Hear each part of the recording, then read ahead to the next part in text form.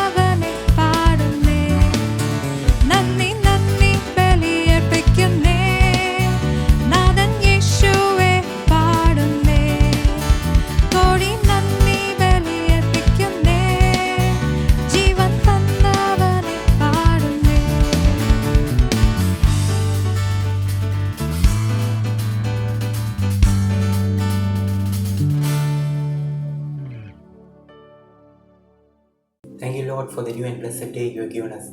Thank you, Lord, for enabling us to be in your presence this morning. As it said in Philippians 4:7, the peace of God which surpasses all understanding will guard our hearts and minds through Jesus Christ. Thank you, Lord, for the peace we enjoy in our life and in our families.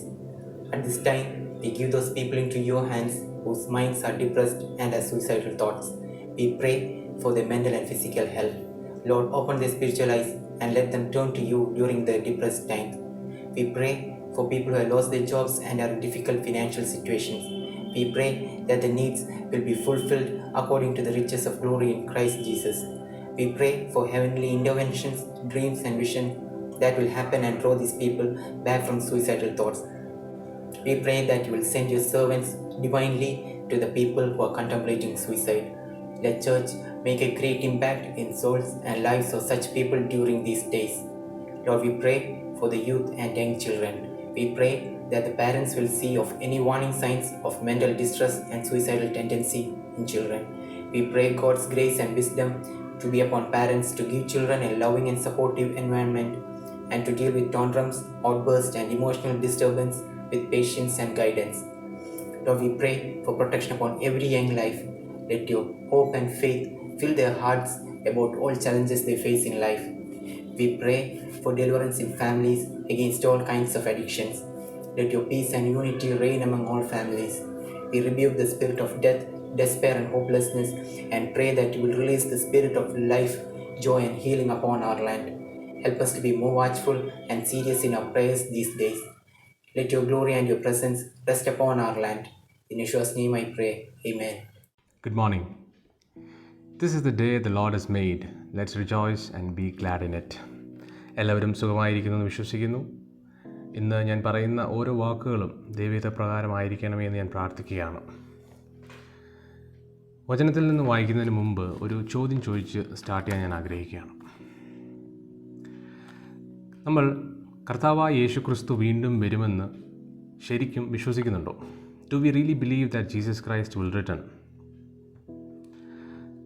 As believers, വിശ്വാസികൾ എന്ന നിലയിൽ നമ്മൾ എല്ലാവരും തന്നെ യേശു ക്രിസ്തു വീണ്ടും വരുമെന്ന് വിശ്വസിക്കുന്നുണ്ട്, അല്ലേ?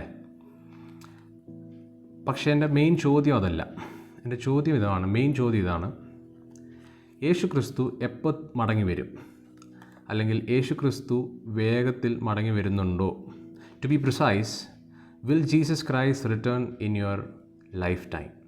നമ്മുടെ ഓരോരുത്തരുടെയും നമ്മൾ ചിന്തിക്കേണ്ട കാര്യം, നമ്മൾ ഓരോരുത്തരുടെയും ജീവിതകാലത്തിൽ കർത്താവ് മടങ്ങി വരുമോ അതോ ഇല്ലയോ? നമ്മളെല്ലാം പല പ്രായത്തിലുള്ളവരാണല്ലോ. ഒരു നിമിഷം എടുത്ത് നമുക്കൊന്ന് ചിന്തിച്ച് നോക്കാം. കർത്താവ് 2000 വർഷത്തിൽ കൂടുതലായി നമ്മൾ കാത്തിരിക്കുന്നു. കർത്താവിൻ്റെ വരവ് അടുത്തോ? നമ്മൾ കുറേ നാളായി കേൾക്കുന്നതാണ് കർത്താവിൻ്റെ വരവ് വളരെ അടുത്തു എന്നൊക്കെ. പക്ഷേ നമ്മൾ ഓരോരുത്തരും നമ്മുടെ ഹൃദയത്തിൽ എന്താണ് വിശ്വസിക്കുന്നത്? കർത്താവ് വേഗത്തിൽ വരുമോ? കർത്താവ് ഞാൻ ഈ ഭൂമിയിൽ ജീവിക്കുന്ന എൻ്റെ ഈ ആയുഷ്കാലത്തിൽ കർത്താവ് വരുമോ ഇല്ലയോ? ഒരു നിമിഷം നമുക്കൊന്ന് ആലോചിക്കാം, ഒന്ന് ചിന്തിക്കാം. ഞാനത് ചോദിക്കാനുള്ള കാരണം, പലപ്പോഴും നമ്മൾ നമ്മുടെ ജീവിതത്തിൻ്റേതായ തിരക്ക് പിടിച്ചുള്ള ഓട്ടത്തിൻ്റെ ഇടയിൽ ഈ ഒരു വസ്തുത മറക്കുന്ന പോലെയോ, അല്ലെങ്കിൽ കർത്താവ് ഉടനെ ഒന്നും വരത്തില്ല എന്നുള്ളൊരു മട്ടിലുള്ള ഓട്ടം പോലെ പലപ്പോഴും തോന്നുന്നു. എല്ലാവരുടെയും കാര്യമല്ല, പക്ഷെ നമ്മൾ ഓരോരുത്തരും അവനവൻ്റെ ജീവിതം പരിശോധിച്ചാൽ മതിയല്ലോ. ഞാൻ ഈ ചോദിക്കുന്നതിൻ്റെ ഒരു സാമ്പിൾ സെനാരിയോ പറഞ്ഞ് ഞാനിതൊന്ന് ഡെമോൺസ്ട്രേറ്റ് ചെയ്യാൻ ആഗ്രഹിക്കാം. ഞാനിപ്പോൾ കാക്കനാടാണ്. എനിക്ക് നാളെ രാവിലെ 9 മണിക്ക് ബാംഗ്ലൂർക്ക് പോകാനായിട്ട് എറണാകുളം സൗത്ത് സ്റ്റേഷനിൽ നിന്ന് ബാംഗ്ലൂർ എക്സ്പ്രസ് പിടിക്കണം. രാവിലെ 9 മണിക്ക് ട്രെയിൻ പുറപ്പെടും. 9 മണിക്ക് എനിക്ക് പോകണം. രാവിലെ 8 മണിയായി. ഞാൻ പത്രം വായിച്ചുകൊണ്ടിരിക്കുന്നു. പത്രം വായിക്കുകയും ബ്രേക്ക്ഫാസ്റ്റ് കഴിക്കുകയും ചെയ്യുന്നു. അത് കഴിഞ്ഞപ്പോൾ ഞാൻ ഓഫീസിലെ ഇമെയിൽസൊക്കെ ഒന്ന് ചെക്ക് ചെയ്തു. ഇമെയിൽസിനൊക്കെ റെസ്പോണ്ട് ചെയ്തു.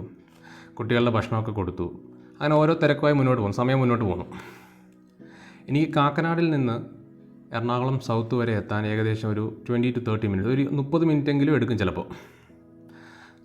ഞാൻ എൻ്റെ വീട്ടിലെ ഓരോ കാര്യങ്ങളുമായി ഇങ്ങനെ മുന്നോട്ട് പോകുന്നു. 8:30 ആയിട്ടും 9 മണിക്ക് പുറപ്പെടുന്ന ട്രെയിൻ പിടിക്കാൻ ഞാൻ സ്റ്റാർട്ട് ചെയ്തില്ലെങ്കിൽ അതിന് 2 അർത്ഥമേ ഉള്ളൂ. ഒന്ന്, എനിക്കിന്ന് ഈ ട്രെയിൻ പിടിച്ച് ഇന്ന് ബാംഗ്ലൂർക്ക് പോകാൻ പ്രത്യേകിച്ചൊരു താല്പര്യമില്ല. പക്ഷേ വിശ്വാസികളായ നമ്മുടെ കേസ് അതാണെന്ന് എനിക്ക് തോന്നുന്നില്ല. നമ്മളെല്ലാവരും ആഗ്രഹിക്കുന്നുണ്ട് കർത്താവ് വരുമ്പോൾ കർത്താവിൻ്റെ കൂടെ പോകണം, അല്ലേ? അപ്പോൾ രണ്ടാമത്തെ ഒരു പോസിബിലിറ്റി എന്ന് പറഞ്ഞു കഴിഞ്ഞാൽ, ഞാൻ 9 മണിക്ക് പുറപ്പെടുന്ന ട്രെയിനിന് ഇവിടുന്ന് അരമണിക്കൂർ എടുക്കും എനിക്ക് സ്റ്റേഷനെത്താൻ. അപ്പോൾ ഞാൻ 8:30 ആകുമ്പോഴും പുറപ്പെടാതെ മറ്റ് കാര്യങ്ങളിൽ ബിസിയായി ഇരുന്ന് കഴിഞ്ഞാൽ അതിൻ്റെ അർത്ഥം ഞാൻ വിശ്വസിക്കുന്നില്ല ഈ ട്രെയിൻ 9 മണിക്ക് സ്റ്റേഷനിൽ നിന്ന് പുറപ്പെടുമെന്ന്.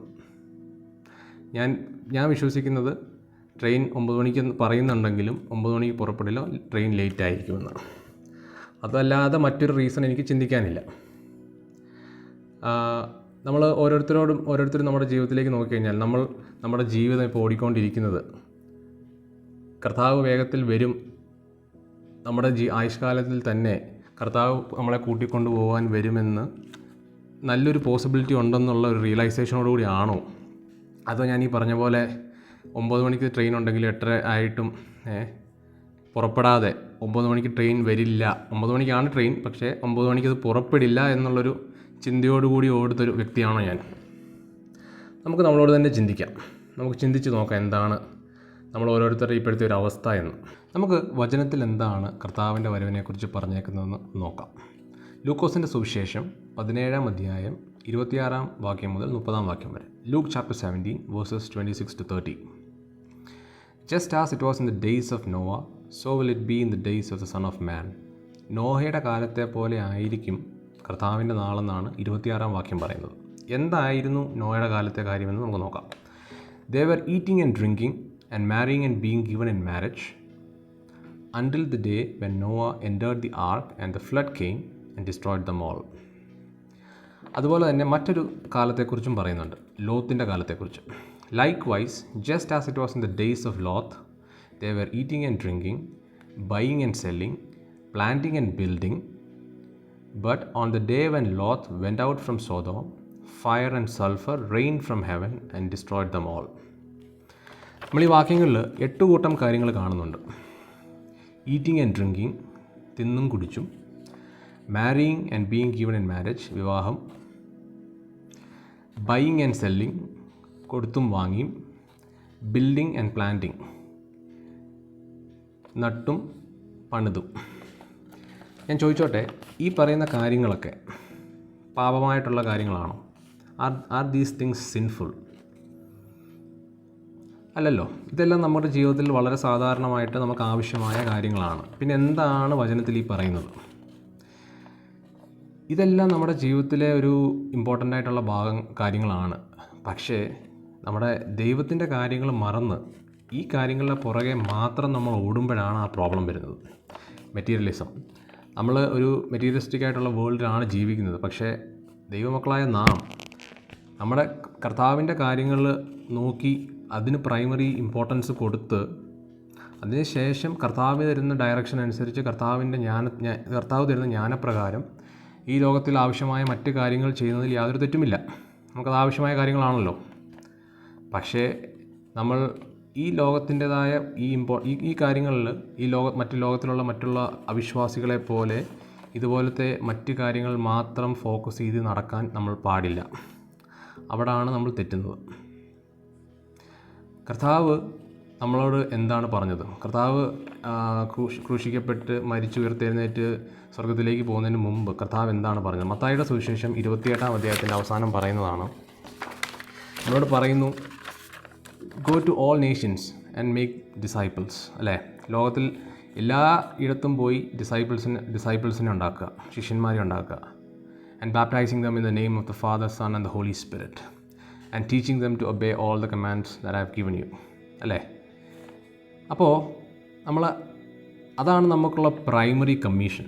പക്ഷെ നമ്മൾ പലപ്പോഴും ഈ മറ്റ് ലോകത്തിൻ്റെതായ ആവശ്യങ്ങളുടെ പുറകെ ഓടുമ്പോൾ ചെറിയൊരു പ്രോബ്ലം. അപ്പോൾ നമ്മൾ ഇന്ന് ആലോചിക്കേണ്ട കാര്യം ഇതാണ്. ഞാൻ പറഞ്ഞു, കർത്താവിൻ്റെ വരവ് വളരെ വേഗത്തിൽ സമീപിക്കുന്നു. നമ്മുടെ ഈ ആയുഷ്കാലത്തിൽ തന്നെ അത് ഉണ്ടാവാനുള്ള സാധ്യത വളരെ വലിയതാണ്. ആ ഒരു റിയലൈസേഷൻ നമുക്കുണ്ടാവട്ടെ. നമ്മളെല്ലാവരും ജീവിതത്തിൻ്റെ പല പല സാഹചര്യങ്ങളിലായിരിക്കുന്നു. ഇപ്പോൾ സ്കൂൾ കുട്ടികളിൽ ഇപ്പോൾ നല്ല മാർക്ക് മേടിക്കാനും അതുപോലെ ഇപ്പോൾ ലെറ്റ്സ് എൻട്രൻസ് എക്സാംസ് ക്രാക്ക് ചെയ്യാനുള്ള ഒരു ടാർഗറ്റ് അവർക്കുണ്ട്. കോളേജിൽ പഠിക്കുന്നവർക്കൊരു നല്ലൊരു പ്ലേസ്മെൻറ്റോടുകൂടി പാസ്സാവണം, അങ്ങനെ ഒരു ടാർഗറ്റ് അവർക്കുണ്ട്. ജോലി സ്റ്റാർട്ട് ചെയ്തവർക്ക് അവരുടെ ഒരു കരിയർ ബിൽഡ് ചെയ്യണം, കല്യാണം വിവാഹത്തിൻ്റെ കാര്യമുണ്ട്, വീട് വെക്കണം, അല്ലെങ്കിൽ ബിസിനസ്സിലുള്ളവർക്ക് ബിസിനസ് ഫ്ലറിഷ് ചെയ്യണം. പോട്ടെ, ഇപ്പോൾ പ്രായമായ നമ്മുടെ റെസ്പെക്റ്റഡ് എൽഡേഴ്സ് അവർ റിട്ടയർമെൻറ്റ് കഴിയുമ്പോൾ അവർക്ക് ഒന്ന് റിലാക്സ് ചെയ്തൊന്ന് വെറുതെ ഒന്ന് റിലാക്സ്ഡ് പീസ്ഫുൾ മോഡിലിരിക്കണം. പല പല കാര്യങ്ങളിലായി നമ്മളിരിക്കണം. പിന്നെ അതുപോലെ തന്നെ നമ്മുടെ മിനിസ്ട്രിയിലുള്ളവർ അവരവരുടെ മിനിസ്ട്രി ഡെവലപ്പ് ചെയ്യാനും അല്ലെങ്കിൽ ഓരോ ബിൽഡിങ്സും മറ്റു കാര്യങ്ങൾ കെട്ടിപ്പോക്കാൻ പല പല ഇതെല്ലാം ആവശ്യമുള്ള കാര്യങ്ങളാണ്. പക്ഷേ കർത്താവിൻ്റെ ഹിതം എന്താ, ഓരോരുത്തരെക്കുറിച്ചുള്ള ഹിതം എന്താണ്? കർത്താവ് നമ്മളോട് ആവശ്യപ്പെടുന്ന കാര്യം കർത്താവിൻ്റെ വചനപ്രകാരമാണോ നമ്മൾ ചെയ്യുന്നതെന്ന് നമ്മൾ നോക്കേണ്ടിയിരിക്കുന്നു. അപ്പോൾ നമുക്കറിയാം, മത്തായിയുടെ സുവിശേഷം 6-ാം അധ്യായത്തിൽ പറയുന്നുണ്ട്, മുമ്പേ അവൻ്റെ രാജ്യവും നീതി അന്വേഷിക്കുക, അതോടുകൂടി ഇതൊക്കെയും ലഭിക്കും. അല്ലേ? ഇത് ബ്ലൈൻഡായിട്ട് നമുക്ക് വിശ്വസിക്കാം. കർത്താവിൻ്റെ വചനമാണല്ലോ, നമുക്കിത് പൂർണ്ണമായി വിശ്വസിക്കാൻ പറ്റുന്ന വചനമാണ്. അപ്പോൾ കർത്താവ് നമ്മളെക്കുറിച്ച് എന്താണ് ആഗ്രഹിക്കുന്നത്? ലോകമെമ്പാടും പോയി സുവിശേഷം അറിയിക്കുക, കർത്താവിനെക്കുറിച്ച് മറ്റുള്ളവരോട് പറയുക. ദൈവത്തിൻ്റെ വലിയ കൃപയാൽ നമ്മൾ രക്ഷിക്കപ്പെട്ടു. എന്നാൽ നമ്മുടെ ചുറ്റും ഒരുപാട് രക്ഷിക്കപ്പെടാത്ത ആളുകളുണ്ട്. അല്ലേ? എല്ലാ ദിവസവും നമ്മുടെ മുന്നിൽ വരുന്ന എല്ലാവരോടും കർത്താവിനെക്കുറിച്ച് ശക്തമായി ധൈര്യത്തോടുകൂടി പറയണം. ഈ അവസാന കാലത്ത് ഇപ്പോൾ നമുക്ക് ഒരു എക്സാമ്പിൾ ഞാൻ പറഞ്ഞു കഴിഞ്ഞാൽ, ഒരു ക്രിക്കറ്റ് ഫോളോ ചെയ്യുന്നവർക്കറിയാം. നമ്മളൊരു 50 ഓവർ 1 ഡേ മാച്ച് കാണുമ്പോൾ ആദ്യമൊക്കെ ഒരു സിംഗിൾസും ഡബിൾസും 1ഉം 2ഉം ഒക്കെ അടിച്ച് കളിക്കും, ഇടയ്ക്ക് 4ഉം 6ഉം ഒക്കെ അടിക്കും. പക്ഷേ ലാസ്റ്റ് ഒരു 5 ഓവേഴ്സ് ആകുമ്പോൾ പിന്നെ സിംഗിൾസും ഡബിൾസും ഇല്ല അല്ലേ. പിന്നെ പറ്റുവാണെങ്കിൽ എല്ലാ ബോളും 6 അടിക്കണം, 6ഉം 4ഉം അടിക്കണം എന്ന് പറഞ്ഞിട്ടുള്ളൊരു കളിയാണ് ലാസ്റ്റ് 5 ഓവേഴ്സ് ആകുമ്പോൾ. എന്ന് പറഞ്ഞ പോലെ നമ്മുടെ ഈ കൃപായുഗത്തിൻ്റെ ലാസ്റ്റ് ഒരു 5 ഓവേഴ്സിൽ നമ്മൾ നിൽക്കുമ്പോൾ നമ്മൾ വളരെ ശക്തമായി ദൈവത്തിൻ്റെ ജ്ഞാനപ്രകാരം, ദൈവം നൽകുന്ന ജ്ഞാനപ്രകാരം വിശ്വാസത്തോടെ ധൈര്യത്തോടെ ലോകമെമ്പാടും സുവിശേഷം അറിയിക്കുക എന്നുള്ള ഒരു വളരെ ഇമ്പോർട്ടൻ്റ് കാര്യം നമ്മുടെ മുന്നിലുണ്ട്. അപ്പോൾ അതാണ് നമ്മുടെ പ്രൈമറി ഫോക്കസ് അല്ലേ. നമുക്കൊരു അപ്പോസ്തല പ്രവൃത്തിയിൽ നിന്ന് മറ്റൊരു വചനം നോക്കാം. അപ്പോസ്തല പ്രവൃത്തി 4-ാം അധ്യായം 24-ാം വാക്യം, അതിനുശേഷം 29, 30, 31. Acts chapter 4 verses 24, 29, 30 and 31. When they heard the report, all the believers lifted their voices together in prayer to God. And now, O Lord, hear their threats and give us your servants great boldness in preaching your word. Stretch your hand with healing power. May miraculous signs and wonders be done through the name of your holy servant Jesus. After this prayer, the meeting place shook, and they were all filled with the Holy Spirit. Then they preached the word of God with boldness. നമുക്ക് ഈ വചനങ്ങളിൽ നിന്ന് വളരെ ക്ലിയറാണ് നമുക്ക് ധൈര്യത്തോടെ വചനം പ്രഘോഷിക്കാൻ എന്താണ് ആവശ്യമെന്ന്. നമുക്ക് സ്വന്തം ആയിട്ടുള്ള ഒരു ജ്ഞാനത്താലോ തിയോളജിക്കൽ ബുദ്ധിയാലോ അല്ലെങ്കിൽ നമ്മുടെ എക്സ്പീരിയൻസിനാലോ ഒന്നും അത് പ്രോപ്പർലി ചെയ്തെടുക്കാൻ പറ്റില്ല. നമുക്ക് പരിശുദ്ധാത്മാവിൻ്റെ നിറവാണ് ആവശ്യം. ഇത് പരിശുദ്ധാത്മാവിൻ്റെ പ്രവൃത്തിയാണ്, നമ്മളൊരു വെസലാന്ന് മാത്രമേ ഉള്ളൂ.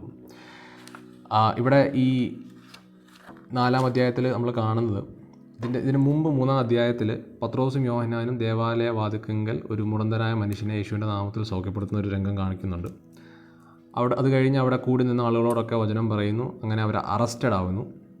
അങ്ങനെ 2 പ്രാവശ്യം ഇതുപോലെ റിലീജിയസ് ലീഡേഴ്സിൻ്റെ മുന്നിലൊക്കെ ചെല്ലുകയും ഇവരെ താക്കീത് ചെയ്ത് വിടുന്നുണ്ട്, യേശുവിൻ്റെ നാമത്തിൽ പ്രീച്ച് ചെയ്യരുതെന്ന് പറഞ്ഞ്. അങ്ങനെ ഈ സംഭവങ്ങളൊക്കെ കഴിഞ്ഞ് ഇവർ ബാക്കി ബിലീവേഴ്സിൻ്റെ അടുത്ത് വന്ന് ഈ സംഭവങ്ങൾ പറയുമ്പോൾ ഇവർ പ്രാർത്ഥിക്കുന്ന ഒരു രംഗമാണിത്. നമുക്ക് ഫസ്റ്റ് കാണാൻ പറ്റുന്നത് വെച്ച് കഴിഞ്ഞാൽ ഇവരെല്ലാം ഒരുമിച്ച് കർത്താവിനോട് പ്രാർത്ഥിച്ചു. All the believers lifted their voices together in prayer to God. നമുക്ക് ഫസ്റ്റ് ആവശ്യമായ കാര്യം ഇതിൽ, as individuals, as families, as a church, we need to come together and humble ourselves in fasting and prayer. Ask and you shall receive എന്നാണല്ലോ. അപ്പോൾ we need to pray for a continuous infilling of the Holy Spirit. അപ്പോൾ ഇതിലുള്ള കാര്യം ഇതാണ്, പരിശുദ്ധാത്മാവിൻ്റെ നിറവിൽ, പരിശുദ്ധാത്മാവിൻ്റെ ശക്തിയാൽ മാത്രമാണ് നമുക്ക് ധൈര്യത്തോടെ എഫക്റ്റീവായിട്ട് പ്രീച്ച് ചെയ്യാൻ പറ്റത്തുള്ളൂ. അപ്പോൾ നമ്മൾ കാണുന്നുണ്ട് യാക്കോബിൻ്റെ ലേഖനത്തിൽ 3-ാം അധ്യായത്തിൽ കാണുന്നുണ്ട് ഉയരത്തിലെ ജ്ഞാനം. നമ്മുടെ മാനസികമായ സ്ട്രാറ്റജീസൊക്കെ മാറ്റി വെച്ച് കർത്താവിനോട് ചോദിക്കേണ്ടിയിരിക്കുന്നു, എന്താണ് കർത്താവ് അങ്ങയുടെ ഈ അന്ത്യകാലത്തെ സ്ട്രാറ്റജി? പരിശുദ്ധാത്മാവ് നമുക്കത് പറഞ്ഞു തരും.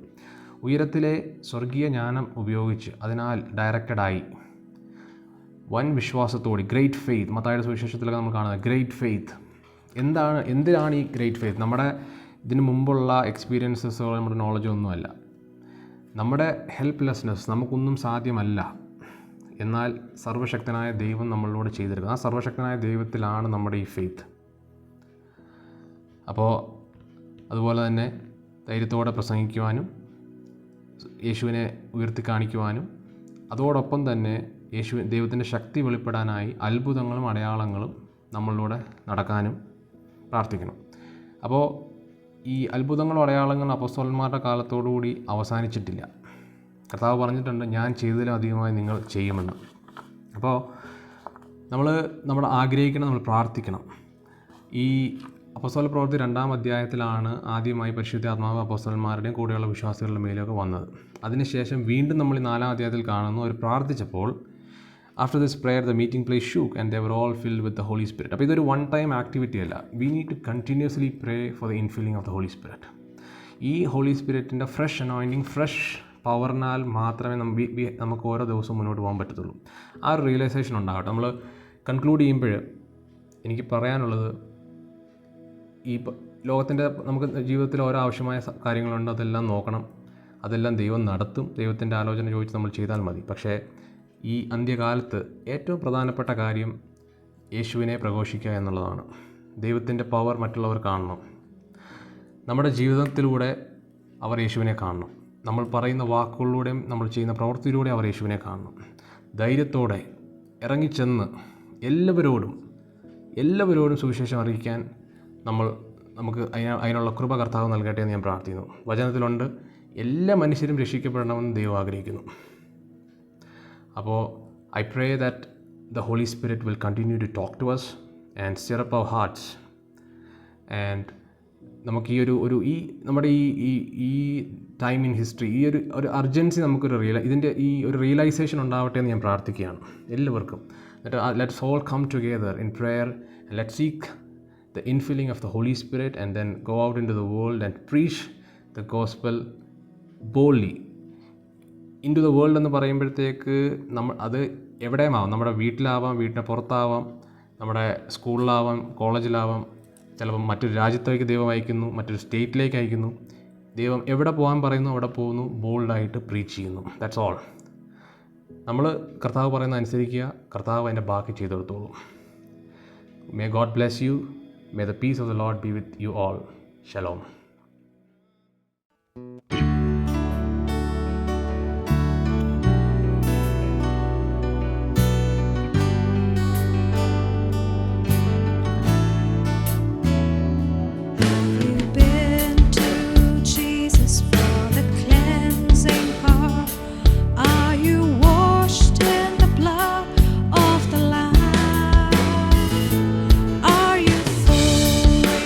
Trusting in His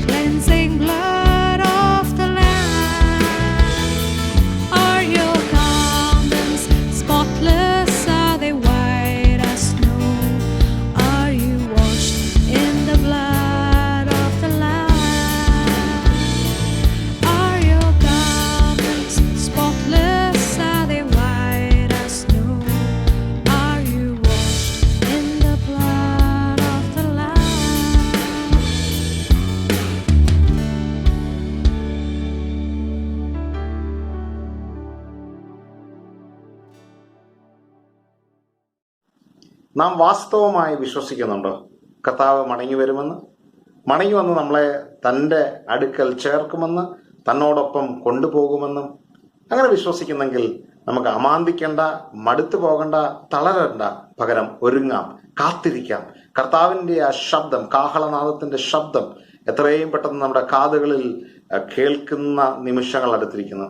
ആകയാൽ വിളക്കും എണ്ണയുമായി ബുദ്ധിയുള്ള കന്യകമാരെ പോലെ നമുക്ക് ഒരുങ്ങിയിരിക്കാം. കർത്താവ് നമ്മളതിനായിട്ട് സഹായിക്കട്ടെ. നമുക്കൊരു നിമിഷം പ്രാർത്ഥിക്കാം. പ്രിയ യേശു കർത്താവെ, ഞങ്ങൾക്ക് ആ ഒരു തിടുക്കം തരണമേ. ആ ഒരു ഒരുക്കത്തിൽ ഞങ്ങൾ കർത്താവെ ആ തിടുക്കത്തോടെ ഒരുങ്ങുവാൻ, വിളക്കും എണ്ണയുമായി കരുതിയിരിപ്പാൻ സമയം ഞങ്ങൾക്കറിയാത്തത് കൊണ്ട് അന്ത്യനാളിൽ ഞങ്ങൾ എപ്പോഴും അങ്ങയുടെ വരവിനെ കാത്തിരിക്കുവാൻ, അതിനുവേണ്ടി ഞങ്ങൾ ചെയ്യേണ്ടതൊക്കെ ചെയ്യുവാൻ കൃപ തരണമേ. പരിശുദ്ധാത്മാവെ ഞങ്ങളെ സഹായിക്കണം. യേശുവിൻ നാമത്തിൽ തന്നെ ആമേൻ. ദൈവം നിങ്ങളെ സഹായിക്കട്ടെ. അനുഗ്രഹിക്കപ്പെട്ട ഒരു ദിവസം ഇന്ന് പരിശുദ്ധാത്മാവിനോടൊപ്പം നിങ്ങൾക്ക് ലഭിക്കുമാറാകട്ടെ എന്ന് ഞാൻ പ്രാർത്ഥിക്കുന്നു. മറക്കരുത്, നാളെ ഞായറാഴ്ചയാണ്. വളരെ ഉത്സുകരായി അതിനുവേണ്ടി കാത്തിരിപ്പിൻ. ദൈവം നമ്മളോട് സംസാരിക്കും. നാളെ രാവിലെ 9:30 നമ്മുടെ സൺഡേ സർവീസ്. അതിലേക്ക് ഒരിക്കൽ കൂടി നിങ്ങളെ സ്വാഗതം ചെയ്തുകൊണ്ട് വിട പറയുന്നു. God bless you.